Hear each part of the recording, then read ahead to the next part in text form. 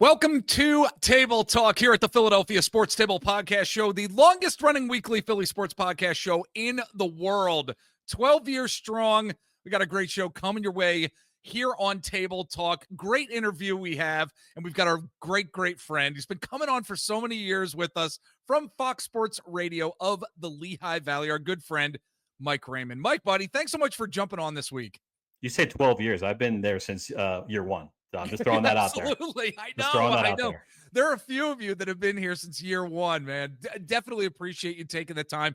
I can't believe the college football season is going to be here before we know it. We're, of course, going to be getting into this upcoming Penn State season, man. But, dude, we're going to get into it. But, man, high hopes for this Penn State team, man.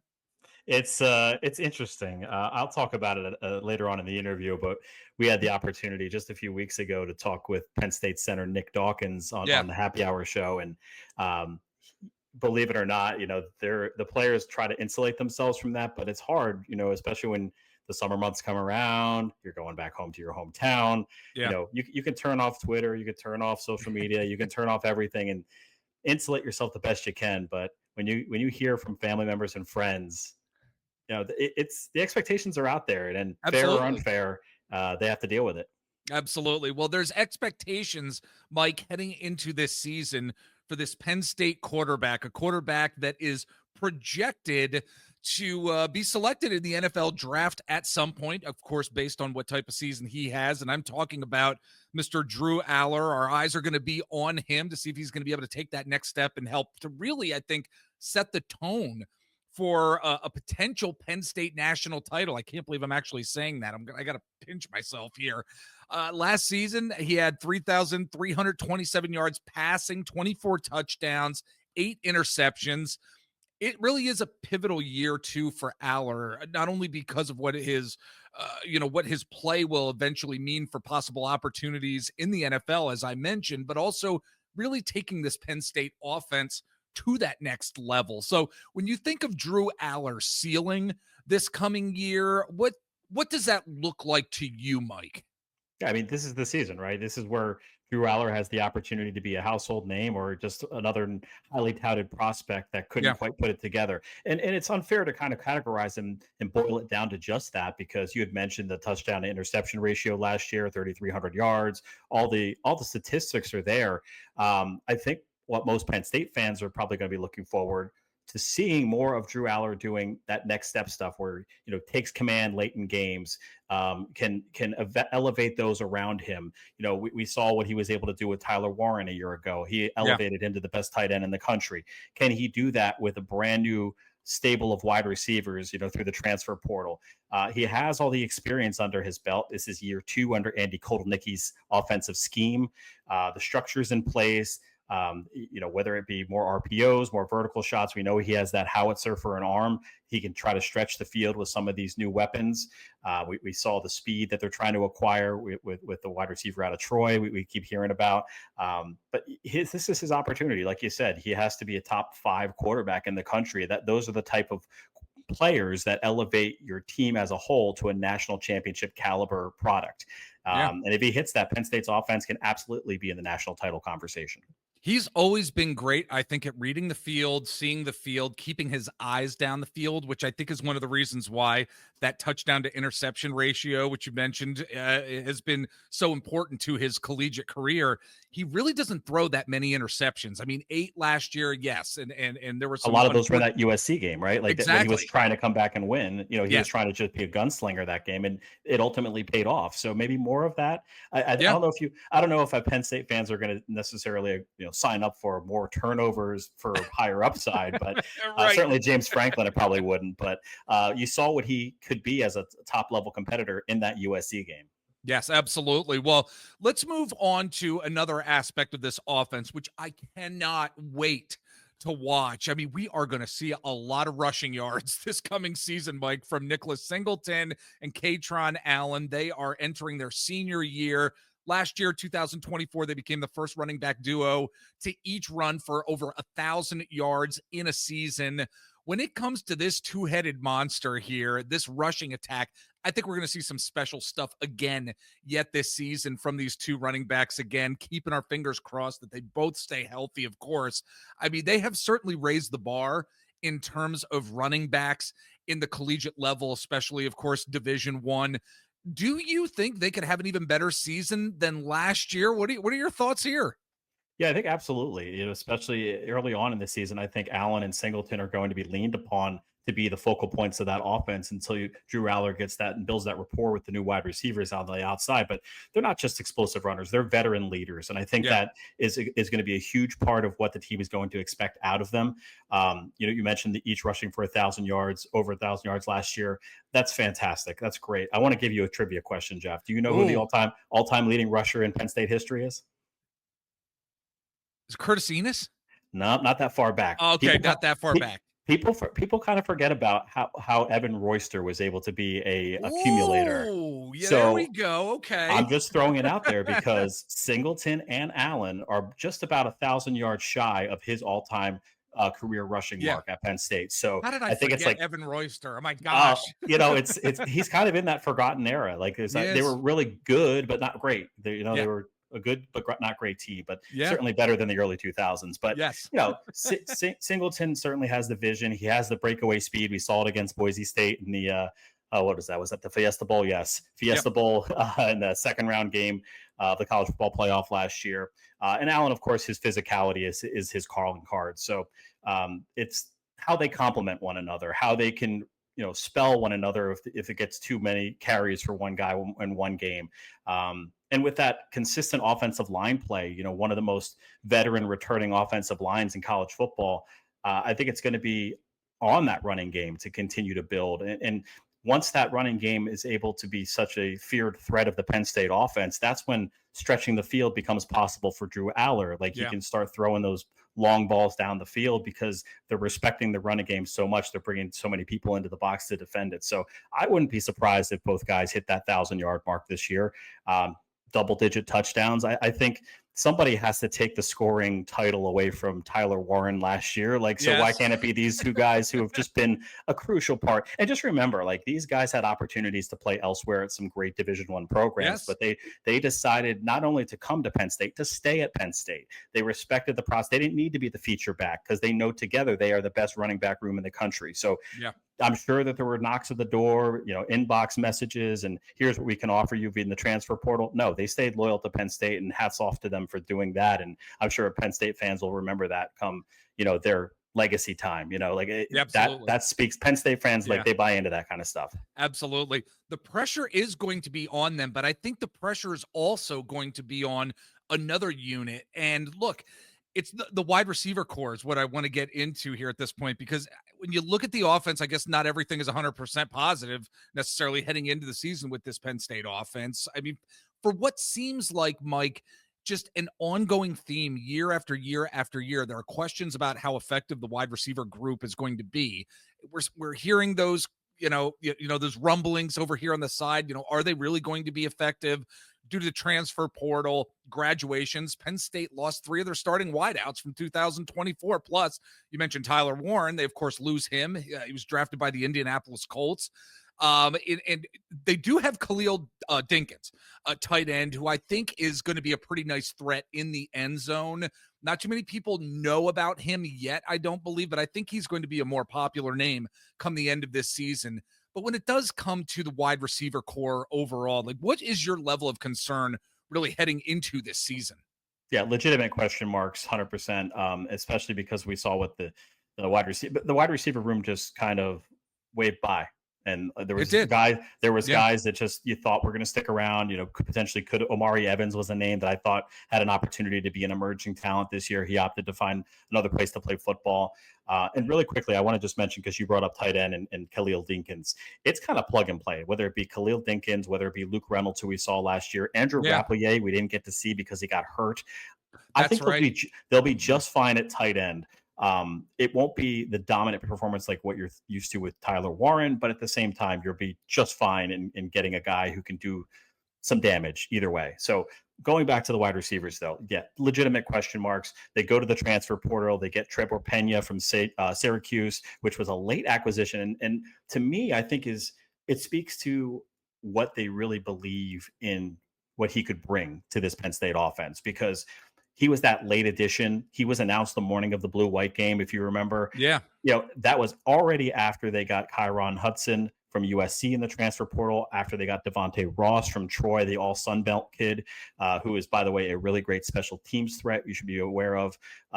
He's a new wide receiver, kind of undersized, but certainly a dangerous special teams guy, and who had a really successful game. If you go back last year, Troy versus Iowa, well, pull up that game film, you'll see Devontae Ross all over it. But, they kind of complement each other pretty well. Like, I hear Kaytron Hudson's the guy if Allar needs to throw up a 50-50 ball. We've seen some contested highlight tapes, excuse me. I believe the LSU game comes to mind for USC earlier last year. So he's going to be that guy who can just be that 50-50 ball guy. Pena is going to be kind of your every down guy. And then the speedster is going to be Devontae Ross. There's some other guys on this depth chart, but for all intents and purposes, it's going to be 3 transfer guys that are going to be the starting wide receivers for this crew. Man, what that transfer portal has done, I'm saying not saying from a positive or negative standpoint necessarily, but just how the dynamics, the team dynamics, and what it actually means for the chemistry too between quarterback and wide receiver. It's pretty astonishing where we're at. Well, and I think also you need to understand Liam Clifford is a name. That's the most experienced name they have in the wide receiver room at this point. And that's the only guy who has more than 10 catches on the team all time. So that tells you where they're at from wide receiver right in a Penn State uniform. But I think Allar's early season development could be hampered a little bit if those wide receivers don't kind of come through and pull their own weight. And interestingly enough, what I will notice most about the wide receiver problem last year, it got to a point where Allar wasn't even looking their way. Like he was looking for Tyler Warren. And if Tyler Warren wasn't open, he was getting happy feet and he was trying to a lot of those balls got forced into small holes. Receivers came up with them. So it's not like a lot of interceptions, but we didn't see the separation from the defensive back. We know to have a successful passing attack, especially a team against teams like Ohio State and certainly against Oregon when they come to town. You got to have separation at the wide receivers position. I didn't see a lot of that last year, especially against Ohio State. Everyone's like, why isn't he throwing the ball? Why isn't he throwing the ball? You go back and look at the film and tell me where he was supposed to throw that ball. Right. There was nowhere. They weren't getting separation. So yes, it's a concern. I'd put it about 8 out of 10 in terms of urgency. They need to find reliable playmakers early, especially in early Big Ten play. And of course, we mentioned Oregon. So it could stall the offense full potential if they don't come in and deliver. Great points for sure about this wide receiver core. And we are going to take a quick break, but folks, we'd love to hear from you. PhiladelphiaSportsTable@gmail.com. We'd love to hear what you're thinking about this upcoming Penn State season. We'd love to read your email on our regular show and respond to it. Mike, it can be found on the Twitter/X at Mike Raymond LV, which is on your screens right now if you are watching on YouTube. For our audio listeners, again, at Mike Raymond LV. And Mike, are you anywhere on other social media sites too? Yeah, I'm on Instagram, but same username.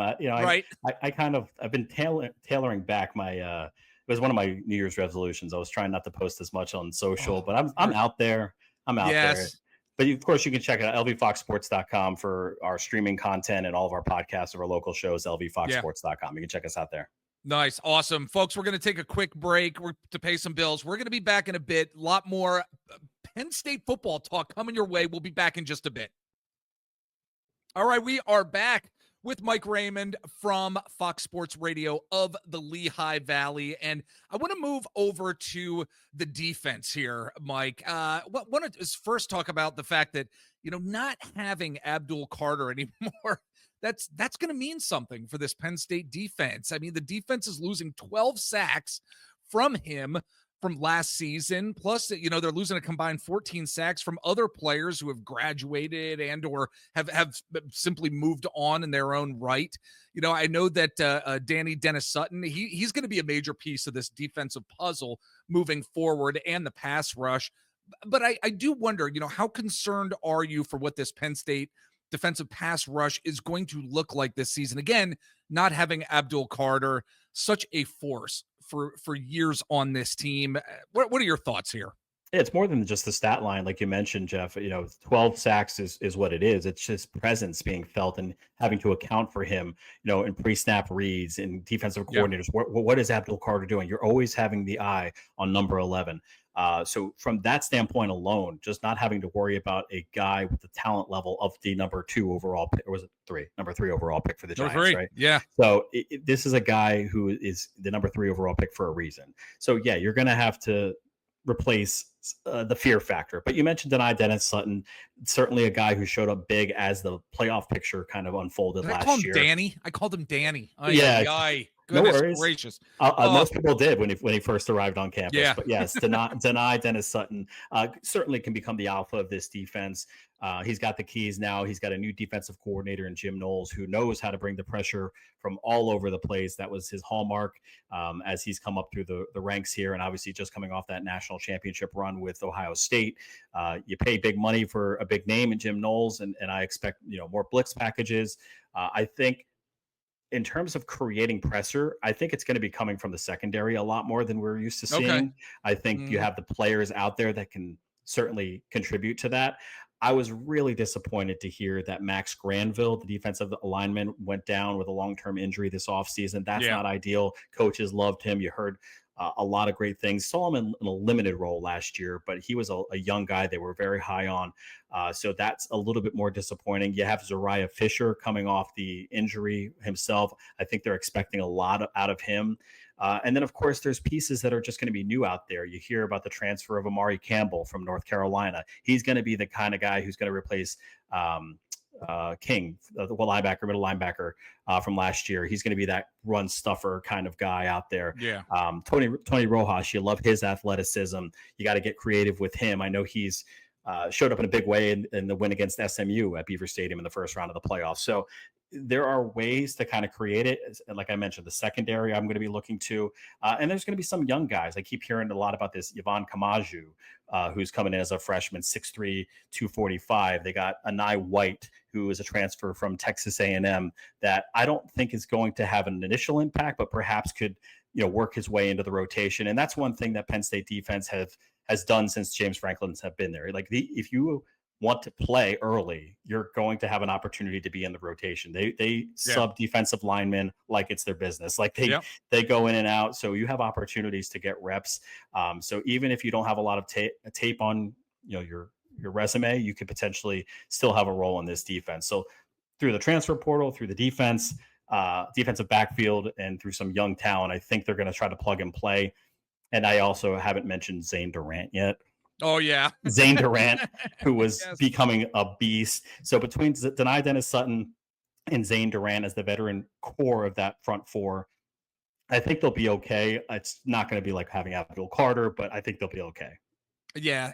And look, for folks who are watching this on YouTube, or if you're listening to the audio of this show, I mean, we have to keep in mind too, if you're a Penn State fan, yes, you lose Abdul Carter, you do lose certain talent to the NFL, whether it's Tyler Warren on the offensive side of the ball, but there's other teams throughout the Big Ten that have lost talent as well. And because of the transfer portal too. So it's not just Penn State that actually may quote seem to have some, again, quote holes.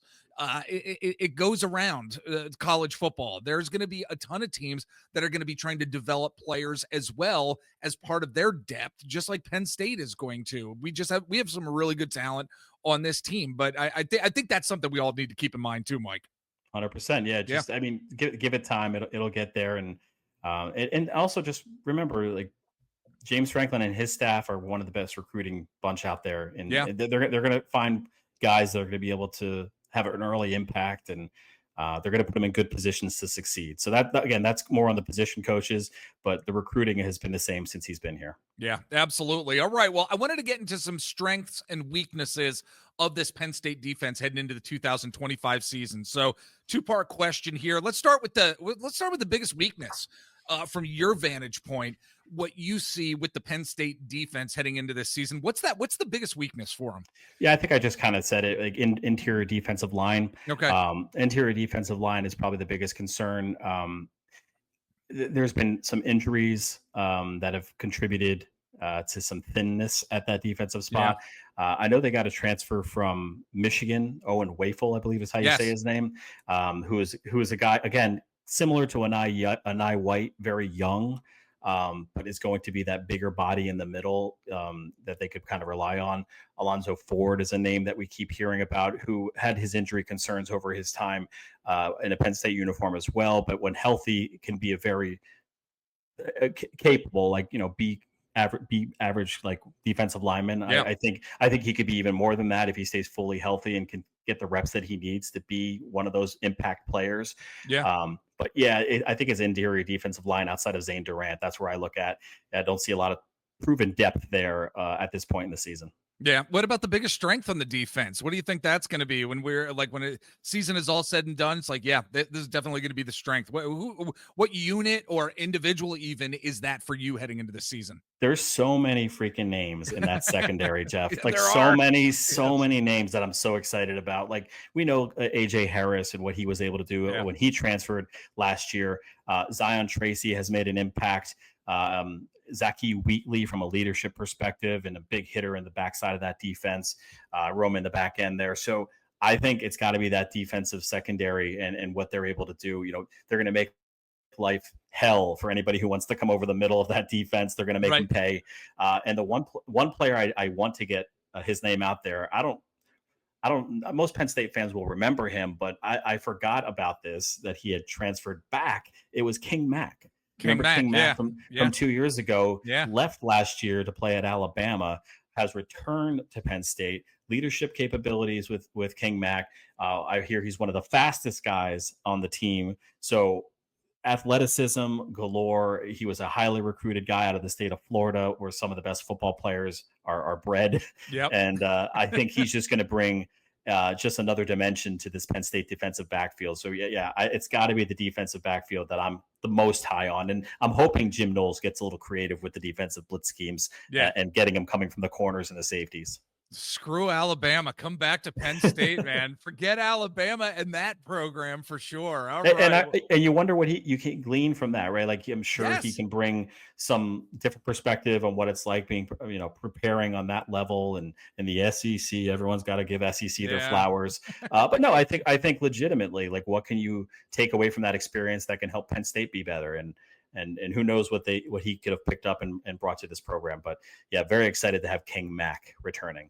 That's going to be great. It's going to be great to see this defensive secondary for sure. But Mike, I'd be remiss if I did not ask you as we start closing out our discussion here. And I know it's a general topic, a very general question, just because there are such high hopes for this Penn State football team this coming season.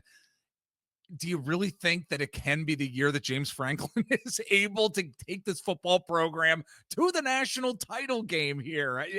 Is this it?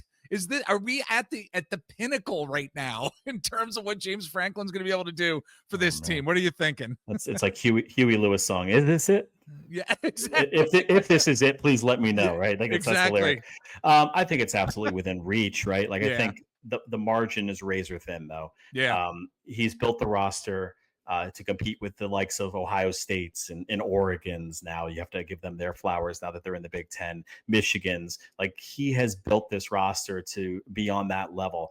But now the question is, and always has been, what's haunting James Franklin in his career is that execution in big moments, calling the right play. I think that is going to be a huge part of whether or not this team is going to be able to be successful this year. Can Allar throw on a 3rd and 8 in Columbus? Can the receivers win those one-on-one matchups against playoff level defensive backs?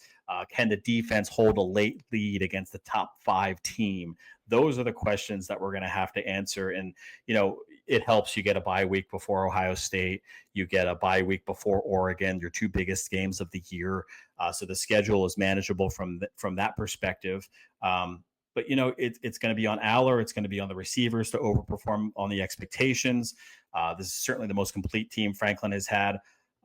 Yes. Bottom line, if it's not now, then when? I thought maybe last year that they had the better play. Like, when you have Abdul Carter and the path that they had in that postseason bracket, I was like, it's kind of there for the taking. Ohio State would have been waiting at the end for you to kind of take out, but wouldn't have been poetic for that to happen in that moment. Yep. Weren't able to get past Notre Dame. You know, it was Allar in that interception, which I'm sure he wants back. Yep. I think he has some room to improve, but I think he's right there. You know, it's certainly the best shot that they've had to get to the national title game. I want to throw a hypothetical right back at you real quick, Jeff, because Okay. we had talked about this on the happy hour on Fox Sports Radio, Lehigh Valley. You are a Penn State fan. So yes, would you sign up? This was Brett McMurphy's potential playoff bracket. Would you sign up for a top 4 seed for Penn State, a win against Alabama in the second round of the postseason bracket, so that you would get the first round bye because you're a top 4 team? You would beat Alabama, but then lose in the same round in the national semifinal against eventual national champion Georgia. Ooh, would you sign up for that right now? Because it shows improvement. So the James Franklin, detractors who say he can't win the big game, you're beating Alabama in the postseason, and you're only losing to the national champion. So, and of course, you're a top 4 seed, so you probably won the Big Ten title, right? So you probably won the Big Ten title, and you probably lost at Ohio State, which you always do. You always lose Ohio State, but probably beat Ohio State because in that scenario, Ohio State was the 4 seed in the top 4. So you probably beat Ohio State in the Big Ten championship. So like a win against Ohio State, probably beat Oregon, you beat Alabama, and the only team you lost to went on win to the national title. Would you sign up for that? I'd take that. In all honesty, I probably would. I probably would. Yeah, I probably would, because Don't tell James Franklin we had this conversation though. Exactly. I probably would, because I was telling people last year at the end of the season that if this Penn State football team could simply beat Michigan and Ohio State, they go 2-10, 2-10, 2-11, whatever. If they just beat those teams, I would be the happiest guy in the world. They could lose to Troy, they could lose to Delaware, they could lose to whoever they're playing up in Happy Valley. You're out on that ledge. I'm not signing up for that. But yeah, I know. Of course, kidding. But I would do that, Mike. I really would, because that scenario is definitely improvement. But then I think to myself, you're not going to have Kaytron Allen and Nicholas Singleton the following year. They're deep. They're deep at the running back position. Yeah, I know. I just the specialness of what this season is bringing to us right now, even in the midst of this conversation here, it's hard to say, okay, they're not going to get to the promised land. You know what I mean? So, but I love the hypothetical. I really do. Yeah. Just like every Penn State season, right, Jeff? We always start with these huge expectations, only to be bludgeoned to death by underwhelming results. So I'm hoping that this year is different in 2025. 25 is my favorite number. It's been every sport I ever played, I was 25. So maybe this is the year. There we go. All right, folks. He's Mike Raymond from Fox Sports Radio, the Lehigh Valley, at Mike Raymond LV on the Twitter/X, and search out again Fox Sports Radio, the Lehigh Valley on your social media sites. You can check us out on the social sites as well. We are on Instagram, Twitter/X. I'm over on TikTok at Mr. Jeff Warren. You could like our Facebook page. We're on Threads, and Eric and myself are over on Blue Sky as well. Check us out. Search us out. Mike, buddy, it was great talking to you about this upcoming Penn State season. Come back. Join us down the road. I'd love to talk to you more about college football, maybe get into some NFL as well. Always great talking to you, my friend. Always willing to come on, Jeff. Appreciate you having me.